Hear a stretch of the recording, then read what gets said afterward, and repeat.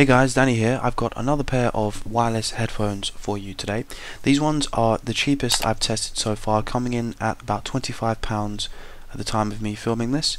They're also under Amazon's Choice banner, which basically means they have good ratings coupled with a low price. So I decided to take a look at these to see if they're actually any good. Now at this low price I wasn't expecting much, so this may influence my review slightly. As always, if you'd like to pick these up, I'll put a link down in the description for you. Now my first impressions were a little bit mixed. For such a low price I wasn't expecting too much, but even at the price point these are at, I think they do look a little bit cheap. They're using a kind of shiny plastic finish on the side, especially the silver part. It just looks quite cheap to me. And doesn't make the headphones look very good. There's also this panel on the side which has 4 buttons you can press for just like your usual features, such as pausing and resuming your music, skipping tracks, that sort of thing.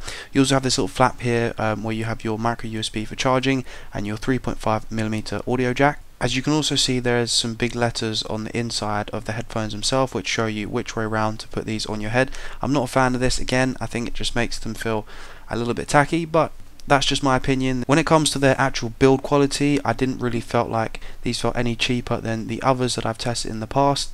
The only thing I could say is the folding hinges did feel a little bit stiff, but that's not necessarily a bad thing. They do fold up pretty small, as you can see, so these are great for storing in a small bag, or if you have to carry these around with you, they do fold up a little bit smaller, which makes it a little bit easier to transport them. Of course, there are also some other parts in the box. We do get a micro USB cable and a 3.5mm audio jack. When you turn the headphones on, if you haven't already, they will automatically go into pairing mode, and then you simply will connect to them using your smartphone. This process was really nice and straightforward and worked flawlessly. Now, when I actually tested out these headphones, the sound quality was pretty similar to some of the more expensive ones that I've tried. I can't really say I noticed much of a difference. As always, if you're coming from expensive branded headphones, you probably are going to notice quite a big difference. Now, one thing about these headphones cheap price is they do come with a little bit of a catch, and that is they are using a smaller battery than some of the others that I've tested. So instead of getting a 24-hour playtime, they're stating to get a 12-hour playtime. I got less than that, maybe an hour or so less. So of course, if you are thinking of picking these up, I would definitely bear that in mind. In terms of their overall performance, they seemed similar to slightly more expensive headphones that I've recently tested.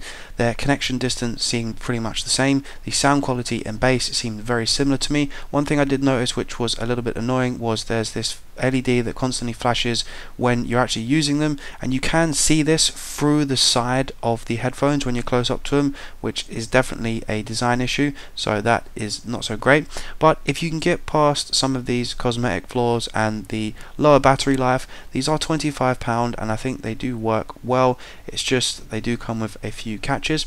As always, if you'd like to pick these up, I'll put a link down in the description for you. If you enjoyed the video, please give it a thumbs up, and if you're new to the channel, please consider subscribing for more videos like this one, and of course I will see you in the next one.